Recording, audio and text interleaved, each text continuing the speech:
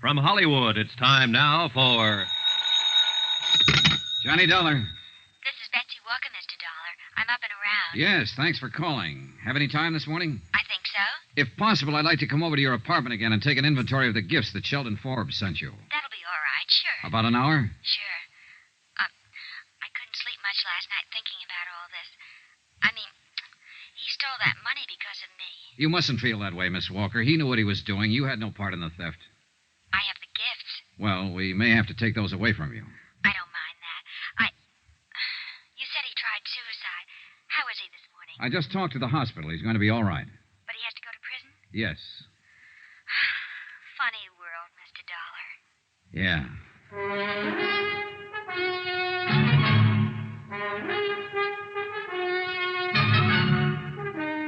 Tonight and every weekday night, Bob Bailey in the transcribed adventures of the man with the action-packed expense account, America's fabulous freelance insurance investigator. Yours truly, Johnny Dollar.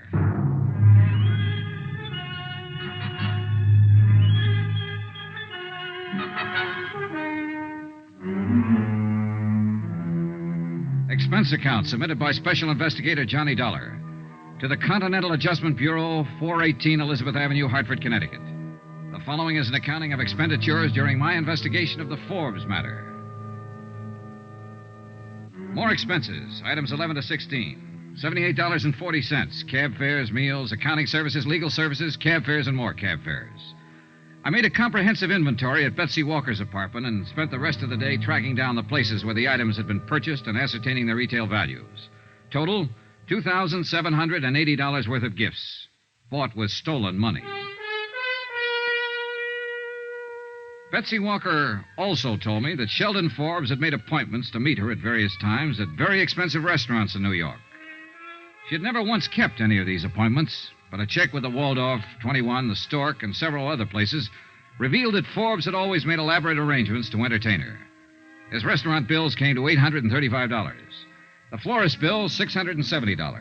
Total amount spent, $4,285. Total amount stolen, $4,285. Century Styles Incorporated footed the bill in his unsuccessful courtship of Betsy Walker.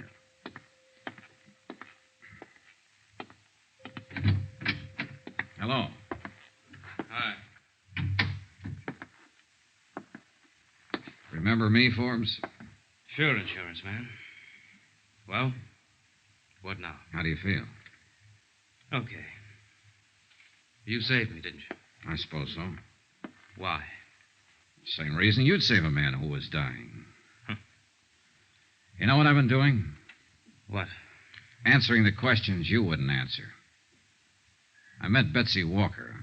What? My job, Forbes. I had to. How did you know about her? I followed you night before last. When you got out on bail, I saw you go to the theater. Listen, you had no right to go to her. You have no right to involve her in any of this. Why didn't you think of that a month or so ago? It's the company's money you've been spending on her. I had every right, as unpleasant as it is. I suppose she knows all about me now. That's right, all. Boy, I sure must look like the prize sucker of all time. Must have handed her a laugh. She didn't think it was one bit funny. And, Forbes, I don't think it's funny either. Then what are you standing here for? Lording it over me? I'm not doing that at all. I'm just here to let you know how things are at the moment. All right. How are things? Well, first off, we took back all the gifts you gave her. Dirty skunk. Don't get mad at me, Forbes. Get mad at yourself. I didn't steal the money and try to impress her. You did. Why didn't you leave it alone? What difference does the money make to you? Nothing to me, but it means something to my insurance company. They still want it back. And they'll get as much back as they can. Well, good for them. What do you want now? Your signature. I think I traced most of it down. You want to look this over? Go ahead. Those figures about right? I suppose so. I didn't keep track. Approximately? I suppose so. You're pretty thorough, aren't you? We have to be. Will you sign this? No. It'll help to clear up our bookwork a little. What difference does it make now? We've got you cold. Okay. What difference does it make? Give me.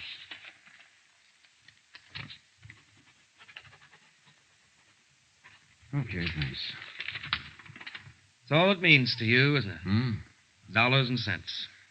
Dollars and cents that were stolen, Forbes. Remember that. You wouldn't let me forget it. No, I wouldn't. You did the dumbest thing in the world. You stole nearly $5,000 trying to make an impression on a girl who didn't want to have a thing to do with you.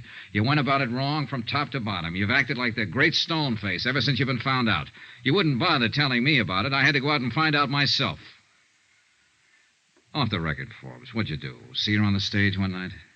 No, at the office. Office? Your office? No, not exactly. Ellie was having a showing for some buyers from the West Coast one day a few weeks ago. For those kind of showings, he hires models from the agency. Betsy's listed with one of the agencies. You know, she acts and sings and models. Oh, sure. Well, I happened to be upstairs when the showing was going on. There were a lot of publicity people there taking pictures and so on. And I saw her. She was wearing a black dress, and her hair was soft. She's got a smile like all the sun risings. Sounds silly? Not at all. It's just that I never in all my life saw anyone like her before. Yeah. I don't know how it is with other guys, but she was for me from then on. I couldn't get her out of my mind. I found out her name, and then I found out she worked in that show at the Empress Theater. Yeah? All I had was her name. I didn't know how to go about meeting her.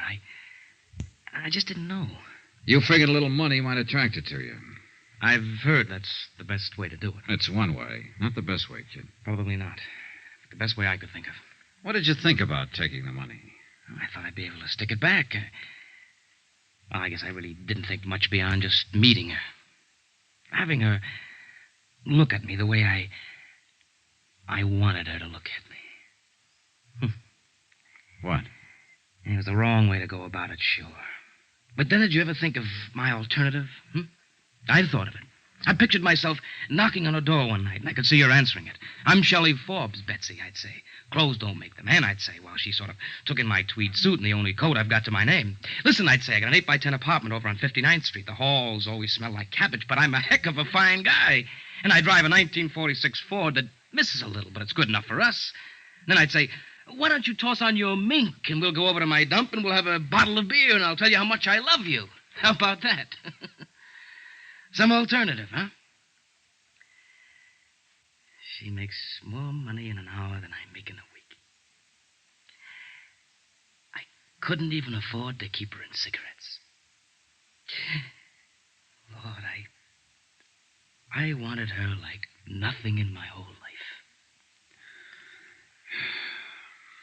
She might have taken you up on it, Forbes, if you'd put it that way. Yeah?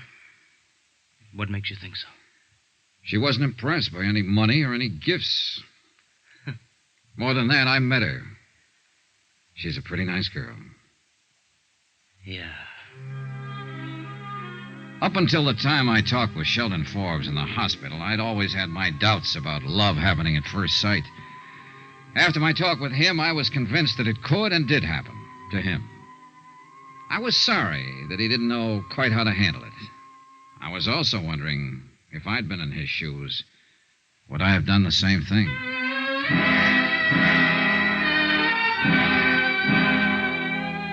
Expense account item 17, $4.90. I sent a wire to my home office telling them that the recovery would be in the amount of something like $2,500, obtainable on the redeemable gift items recovered. After that, I went back to my hotel.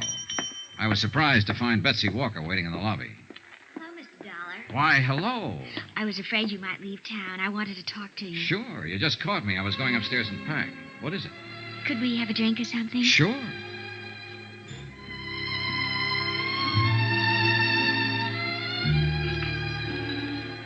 Expense account item 18, $2, 2 drinks. For Betsy Walker and myself at the hotel bar. It was midday and there wasn't much action. She sat across from me, ordered an old-fashioned, and asked for a cigarette. Thank you. Sure. What'll happen to him? Forbes? Yes. Oh, he'll be sentenced Monday. They canceled the Friday scheduling because he was in the hospital. He'll go to prison? Yes. Have you seen him since he tried to kill himself? Just left him. I guess he feels awful. Yeah. I told you I haven't been able to sleep thinking about all this. Well, about him, I guess. Mm-hmm. Would he have to go to prison even if all the money was returned? Only half of it's redeemable. The rest, florist bills, restaurants, and so on, just gone. How much does it come to, Mr. Dollar? Short about $2,000, roughly. If you had that money, what would happen to him? Oh, it'd be up to the court. I'd say he'd have a good chance of getting off if he changed his plea. Could I get him to change his plea? I think you could get him to do anything. I want to pay it. You what? I want to pay that other $2,000 for him and get him to change his plea. I'll make up the whole thing. Hey, now, look, Miss Walker, I know your motives might be the best, but you aren't responsible in any way for this man's actions. He stole money because of me. He tried suicide because of me. And now he's going to prison because of me. But you had nothing to do with it, no part of it. You may think I'm 22 years old. I'll be 29 next month. I'm not much of an actress or a singer or anything else. But I've been around this town and I know my way around. And I met all kinds. Whoever he is, whatever he's done, he's the first man I've ever known who actually went out on a limb for a girl he loved. I'm the girl and he's the man. You're serious? I probably won't remember his name a year from now. But that poor, stupid, wonderful dumbbell, he doesn't belong in any prison. He ought to get married to some nice girl somewhere. I want to help him get out of this trouble. Can I? Betsy? After all, he's given me something. Call it faith in mankind again, if you like.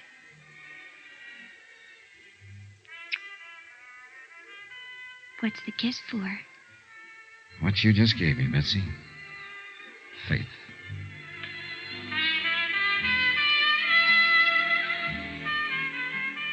Expense account item 19, $48, hotel. Item 20, $37, meals. 21, $15, miscellaneous. 22, same as item 1, $28.63, fare back to Hartford. Total cost of investigation, $363.51. Remarks? She got Forbes to change his plea. She paid back the additional money. He comes to trial next week. He might get a suspended sentence. Yours truly, Johnny Dollar.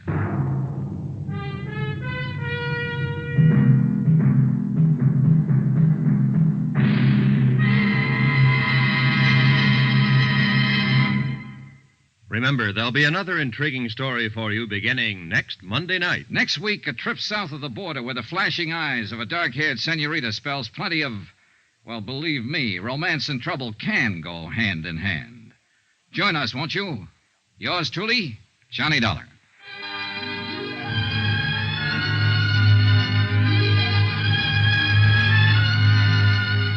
Yours truly, Johnny Dollar, starring Bob Bailey, is transcribed in Hollywood. Written by John Dawson, it is produced and directed by Jack Johnstone.